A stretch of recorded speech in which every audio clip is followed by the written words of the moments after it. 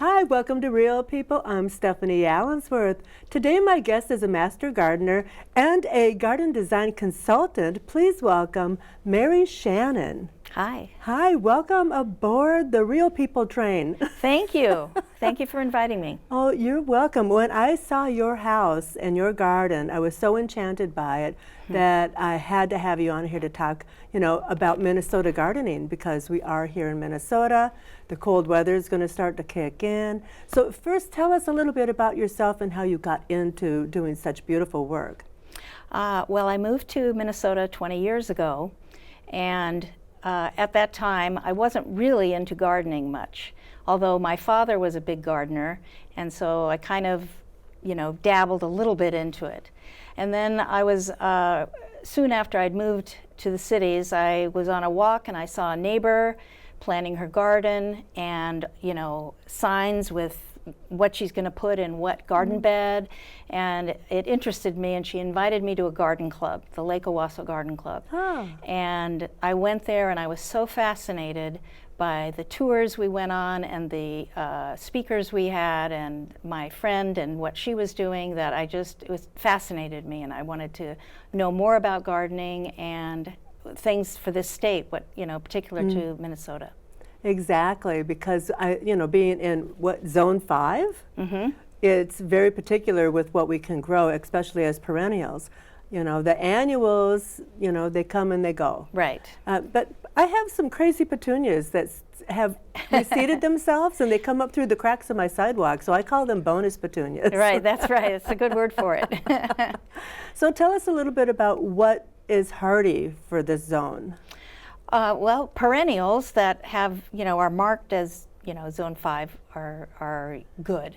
But the thing with perennials is they're supposed to come back every year. Most of them do, but they don't always, because it depends on what kind of winter we have.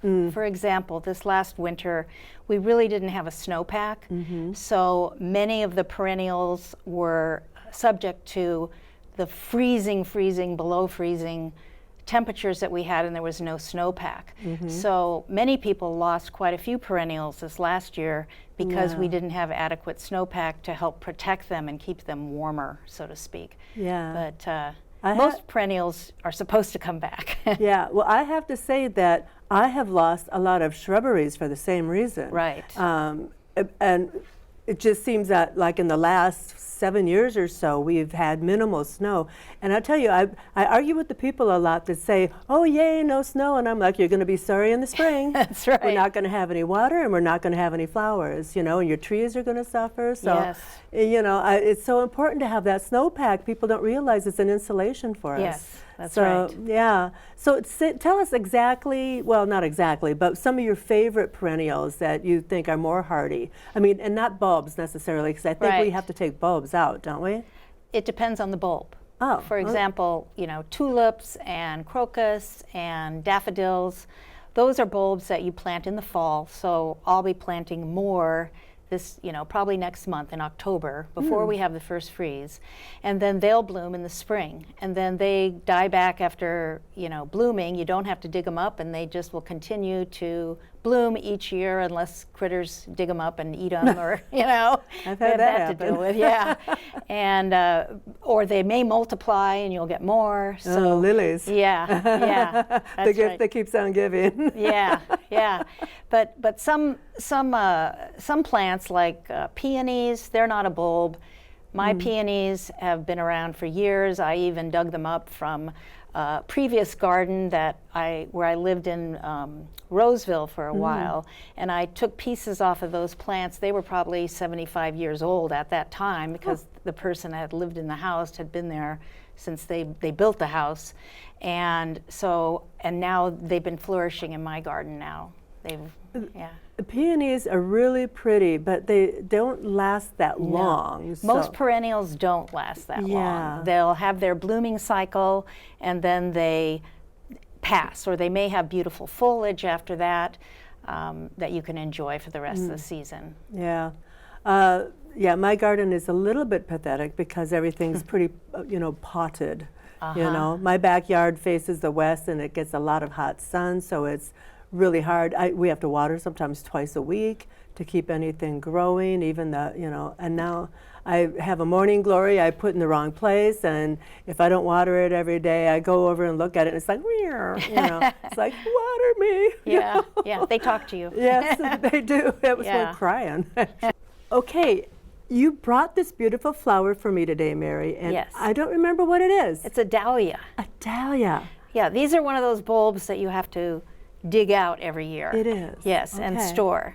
And I don't always have the best luck storing my dahlia bulbs, but I just get more because I plant them every year because I love them, and they're kind of a late season flower, and so So do they always get this big? depends on the variety. Some varieties are small little flowers, and some of these are called dinner plate. Oh. And they get, I've had some that are just enormous dahlias. Yeah, they're just amazing. Yeah. Well, you have been written up in a couple of different magazines here. Yes. This one is National Gardener. Northern Gardener. I'm sorry. The reflection there is Yes. so Northern Gardener. Of Yes. course, we're in a northern state. Is there a page here you want to turn to show us? Sure. And then this one is Midwest Home. Yes, that was from I think it was a couple years ago, and this one was from like 5 years ago, and so this article was called "Starting Over," and it kind of shows my fire pit and the chairs, and there's a better picture I think in that magazine that really shows the space with my waterfall. Yeah, this one and- right here? Yes. Yeah. Uh-huh. This one. Yeah. This one is absolutely gorgeous, and I've been there and I've seen this personally, and I was just so impressed. Yeah. So beautiful. Yeah, it's a wonderful space. We spend as much time as we can out there, and and there's different seating areas. The fire pit. There's underneath my shed that's in the backyard. Part of it's my husband's office. Part of it's my shed for my tools, and there's another seating area that for like a meal with a bigger table. There's another smaller table. There's another, there's many different places. Over the summer I had a garden tour with 30 different women that came, and we had places for everyone to sit. Now, So- tell us about those tours. So when you do the tours, how does that get arranged? Do the garden clubs contact you? And ask for a Sometimes tour? garden clubs contact me. I originally started off with the Richfield Garden in Bloom tour. That was probably 6-7 years ago. Then I did the Tangletown Garden Tour. They have a tour every year. And then I did the University of Minnesota has their Master Gardener tour. I was on that tour about 5 years ago, or 4 years ago. So, Do and they then- do awards and things like that? some City of Richfield did for a while, but now they don't do it anymore. Aw. So, but it's fun. It's a lot of work. I really try to get my gardens, really perfect. But gardens are never perfect, and that's okay. How many people usually attend a tour? Well, those tours that are more widespread, citywide, I think for the university tour, I probably had 600 people come through my yard. Holy It was a lot of moly. people. Yeah. Yeah. It's a lot. So So it's like a traveling tour, so they yes, go around. they go how, to different gardens. How long do they spend at each place? Well, people go and spend however long they want at each Oh. garden. So they have Oh. 10 different gardens, and they can go around and see all of them, or not, 2 of them, or whatever. So is it yeah. individual people? Individual they drive? people, They yes. drive? That's not a bus load of people going No, from, okay. Not in this, but some garden clubs, that's what they do. They get buses of people and they bring them to different gardens. I've had just small garden clubs. My own garden club has come, and we only had like a dozen people, but it was a garden tour. And But yeah, that's fun. Yeah, and it there's is fun. places for everyone to sit. Yes. And do you give them tea or oh something? yeah, we and always have cookies? little snacks and stuff, Yeah. and Oh. I had the neighborhood over for neighbor what's it called, Night neighborhood out? night out. Yeah. I said, instead of meeting in the street, why don't we all meet in the backyard? And so It's a perfect setting for that. Yeah. And I bet the Yeah. kids love the waterfalls. Uh-huh. And Do they like throw rocks in it and stuff? Oh, yeah. It's Because okay. kids like to throw rocks in water Yeah. for some reason. Yeah. So tell us more about your flowers. You have so many different, I'm going to look here and see. You have the tall grasses, and you have so many little fun things here too. How do you get all of your fun pieces that you put around, your statuary and the globes? And I say, yeah, I love glass. Glass is one of my favorite things to put in the garden. And, sculptures out of glass, or, just metal and glass. I have, there's a few artists that do that kind of work. And so that's one of my favorite kinds of things to put in my garden for artwork. What about chimes and bells? Oh, yes, I have Corinthian bells. Oh. Yeah, they're gorgeous. Oh, Yeah. that sounds absolutely beautiful. Yeah. Corinthian bells. Describe those for me. They're kind of a deeper, tone chime, Oh. So they're very soothing, Yeah. And so I bet there's a lot of music when the wind Yes. is blowing in your Yeah. backyard, Yeah. huh? Yeah. That sounds lovely and peaceful. Yeah, very peaceful. Yeah.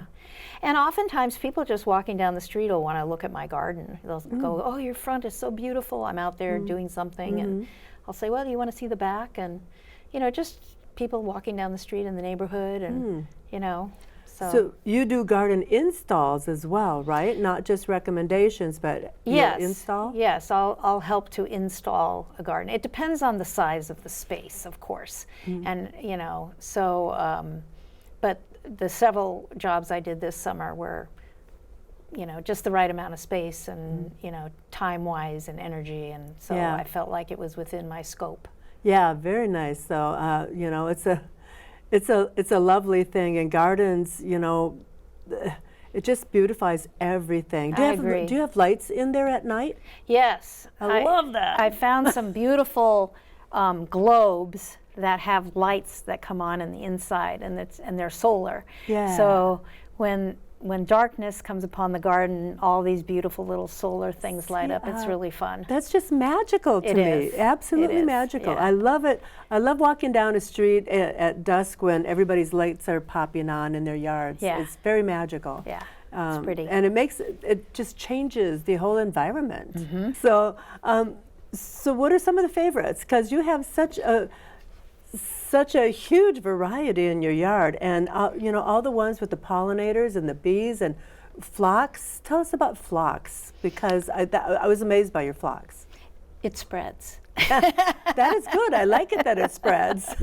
Sometimes where you don't want it, but that's okay. I mean, I usually let things like that spread. They come up and, okay, well, that's where we're going to have more of it there now, and I don't worry too much about it, or if I really don't like it there, I'll dig it up. Yeah. So, and, phlox comes in different colors and different varieties now and different heights and so on, so. What is the one you have under your front window? That's pink. I think it's pink. It's pink. It's phlox. Yeah. Yeah. Is there a specific variety? Is it the taller one, shorter one? Quite frankly, I don't even know. Oh. I think I dug it up from my old garden, and that's one of the issues with my garden now is that when I started my garden, I had very small trees, and everything was new, and so I could grow a lot of plants that were for sun, perennials, annuals, and now my trees have gotten so big that my garden is more of a shade garden in the back particularly than it is in the front. So it's like I have to kind of either move my full sun plants because they won't bloom. Yeah, okay. If you don't get enough sun and it's for a sun plant, it's not going to bloom or not bloom very heartily. Yeah, okay. So you have to look at all the conditions, it has to be the right place, the right soil, all of these things. Yeah, I need a pro. I do consulting work. Yes, you do. I might have to have you come over and take a peek. Okay. I don't know if it's better to do that in the fall or in the spring, or does it matter to you? Doesn't matter to me. Yeah. Okay. If you wanted to take action on something, I would probably say the spring, because then if you wanted to add more you know, flowers or plants, then, you know, there's a variety out there you can choose from and Yeah. decide what plant would be good for your space. Yeah, I find it kind of interesting that people complain so much about hostas and bunnies and deer. And I tell you, I've got hostas all over my yard, and not once has a bunny touched them. Do you have bunnies? Yes, all the time. They live under my deck. Well, you know, they've found something else to eat. Probably the bird seed. Could be, yeah. Because everything likes the bird seed, the squirrels and the birds and the bunnies. And the sometimes turkeys and a fox are here and there. And you Yeah. know, so everything is kind of back there having lunch. But I mean, in the front too, hostas in the front. And they never bother There 'em. may be some varieties that bunnies don't really like, and that's what you have in your That yard. could be, because It they could were be. there when we bought the house, and that was 27 years ago. And they keep coming up. So, well, there was 2 rows, but the second row doesn't come up anymore. They were a variegated species, and I think it had something to do with rain off the roof that drowned Oh, them, you know, okay, maybe. because of where they were. Now we have gutters, so I could probably Or the put- bunnies. Not the bunnies. It was. I swear it wasn't the bunnies. You know, it's funny. They only like the variegated ones. No. Yeah. I know they have certain ones they like. My neighbor has talked to me about, they don't go after this one, they go after the one that's my favorite hosta, and Yeah. they eat that. I'm like, well, okay, there must be something they like better in that leaf than, I you know. I had a bird feeder in the back, and around it was like, I think they're called the double lilies. So like 2 blooms will come out of the same stalk, and they were orange. And one day there's just this little bunny back there eating it like corn, you know, just going right up the stem. And you know, my friends are like, "Oh, why don't you shoo him away?" I'm like, "Let him eat, you know, I don't care." You know, like, bunnies got to eat too. So. Yeah, yeah. I tend to plant more and more lilies every year, particularly lilies, because they do love lilies. Rabbits love lilies. And so I figure if I keep planting more every year, then if they eat some of them, I'll still have some lilies that bloom, you know? Right. Yeah. Yeah. Yeah. Well, you have, you know, when you have an overabundance, then it's okay. They get some of it, and Right. you get some of it. So. Right. Yeah. Yeah, I think that's a smart way to garden. I have a friend named Kat that, you know, puts things out specifically for the bees, or, you know, different pollinators that, you know, sometimes you would think would be pesty, but, you know, even the Japanese beetles, those little green guys that love roses so much. I had latticed roses, and I'm like, you know, Oh, yeah, they can. I had these beautiful roses, and they just destroyed them. They can. Yeah, They can. but I didn't plant specifically for them. I didn't see any this year at all. And Not have many They, of the Japanese beetles. yeah, have they moved on, or is it? I don't know. I haven't seen as many. I do. Oh, maybe you that's know, it. they've kind of saturated some of my milkweed plants at this point in time. Oh, I've seen they 'em. have. Yeah. Okay. So Yeah. the milkweed, now those are good for pollinators. Monarchs, yeah, Monarchs? pollinators, particularly monarchs. That's Yeah. the only plant that they will lay their eggs on and eat from when, you know, they go through their cycle. So does the I'll call them parasites, but they're probably not. They're just, you know, invasive species of bugs. Do they compete with the monarchs at all? I don't know. I have no idea. Oh. You know, I don't know. Yeah, well, it's like sometimes I watch the bees chase the hummingbirds away Yeah. from the feeders. Uh-huh. You know, and I'm like, bees, I didn't put these up here for you. You know, Right. those are not for you. So I have to tell them, you know, but they don't listen. And I hate it when I see the birds over there trying to eat, and they're getting bipped by the bees. And they Oh, do. They oh my bip 'em. goodness. Yeah. Really? Mm-hmm. Ah. Yeah, trying to chase them away, you know, and it works. They get chased away. Mm-hmm. And then now, because they're kind of getting into a feeding frenzy, the hummingbirds. They're passing through Minnesota right now. Yeah, well, they're chasing each other away from the feeders, and I'm like, I got 3 feeders. You'd think they would be happy to share. It's very rare when I see 2 on one on one feeder. Right. It's like not even one on each one. It's like one bird will chase all the rest of them away. Yeah. And they kind of get into a downright fight sometimes. Yes, yes, Yeah. they do. Yeah. Yeah, And I have to say, I changed sugar because when I was making my sugar water for them, I was buying kind of a cheap brand, and I won't say the brand, but no birds, no birds, no birds, no birds. And I'm like, what is going on? And I thought to myself, maybe it's the brand of sugar. Maybe the sugar isn't the best quality.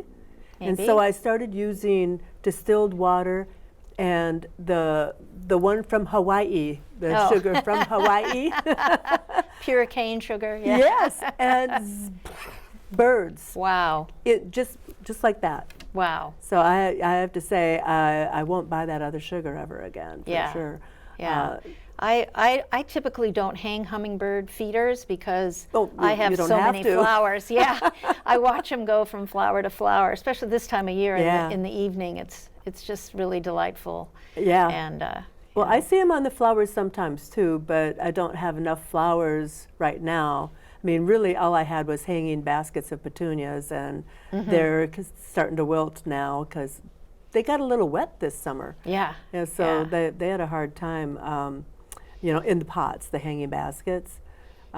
Is there anything you can do for petunias when that happens? Do you recommend cutting them back, or is there anything? Yeah, petunias, right when you plant them, like many perennials, if you you get a little plant and it has flowers on it. If you cut off all the flowers right away, then the plant will grow bigger, more branches, and get more flowers on it. So it's something you almost need to do, early on.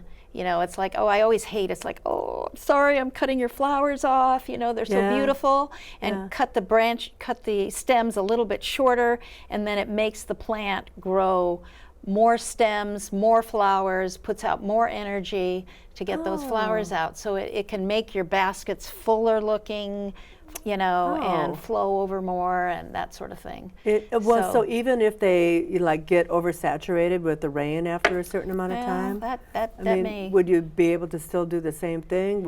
Or would you have to change the soil or do something like? Well, if they start looking real scraggly, then there's not a whole lot you can do. I mean, they're pretty scraggly right now. Yeah. I mean, if you cut them back now and they're scraggly, there may not be enough time for them to come back out again and bloom, and enough heat with the weather starting to change. Not so bad. Yeah. So now let's talk about your consulting business. What do you do when you consult? Tell us the process. So someone is interested in redesigning their garden, or a particular space of their garden, a bed or an area. Like I had one customer this year, she had taken out a big tree out of the area, and it was kind of a sloping in the front, and they hadn't planted really anything in there. They said, well, wait 2 years, and so she had, and she says, now I'm ready to plant. And so when I went over and looked at the space, I don't know, my mind just starts thinking about what would really look good right here. And because of the way her walkway came and then the slope of the space, I said, you really need a boulder. And she went, what? I said, you need a boulder. You need a boulder right here at the top, a big huge rock that will accent this area, and then you'll get a pine tree that doesn't get too big because you don't want to overwhelm the space, because there's some that have, don't grow that big and that are interesting looking and more of a specialized species, and then, fill in with other things. And so she said, well, how do you get a rock? I said, well, we went to the boulder place and you pick one out and have it delivered and placed, and she is so happy. Do they dig it out for you and place it, or does it? Yeah. Well, we just had it set on the top of this. It kind of levels off. I said, put it right at the top, next to where the walkway is, and and her grandkids could climb on it, and fun. So and it just depends. Another client this year, someone had put in a garden for them 2 years ago from some company, and she hated all the plants. She says, I just don't like them. They're too scraggly, they're too this, they're too that. And so I worked with her to figure out, well, what would be something you want? I always like to have winter interest plants, like some grasses or some sedums where you can leave the flowers up all winter. you know, so Oh. that there's something to look at in the wintertime instead of just dead branches, you know, Yeah. waiting for spring to come. Yeah. So far so good. They're very happy. Yeah, And that's good. Yeah, So you get a vision. I get a vision. You look at a space and say, and it starts to Yes. form in your Yes. mind. I love that because that's Yeah. an artistic twist. Yeah. You know, Yes. that's an artistic piece of this. And no wonder your gardens look so beautiful Thank because you know, you've got the eye for it and you've got the mind to see what it would look like if, you know, you follow my instructions. Right. And I've never really had formal training in any of this. I think it's just a gift that. Yeah, it is a gift. Yeah. Oh my gosh. Yeah. So- And can I ask how much a big boulder like that costs? It's I think it was about $400 or $500, and then well, that's not too egregious. I mean, Yeah. thousands would be. and it was quite large. Yeah, that's you know? good. And then it costs another couple $100 to have it placed, Oh yeah. because you have to have someone haul it from the rock place to where you want it, and then Can't have 'em exactly place throw it in your pickup, huh? it. You can't. So Yeah. yeah. Come on over and help me move this boulder, Yeah. folks. It's like, no. Yeah. Which is where with my gardens, that was one of the first things I did was I said I want boulders, and I went and I picked out boulders Yeah. at you know, the boulder place, and you know, you just say, well, can I see that one? And then there's all these other ones, and they pull off the ones on top, and you know, they pull Oh, out yeah. the, you know, it's Yeah. kind of fun. Yeah, you know, and I like having, you know, the you know, smaller rocks making, you know, Yes. little pathways and things like that, and you know, kind of sorting things out. So, yeah, this has been, you know, really fun to talk to you about this, and Thank you. we're rolling down to our final minute here. Okay. And so, is there anything you want to add? Gee, I don't know. It's been a pleasure to be here and do this. And You want to tell us how to get a hold of you? yes, can I give my phone number? Or Do you have a website? I don't. Well, I- let's take your phone number down. Yeah, 651-792-5041. Okay, And, and Mary Shannon. Mary Shannon, and yeah. And we give all me a look call. forward to a beautiful Minnesota with your help. Well, thank you. I'd love to help. Well, we're winding down, and I just want to thank you one more time for being here. Thank you. That's it for today. For real people, thanks for being here, and we'll see you next time. Bye now.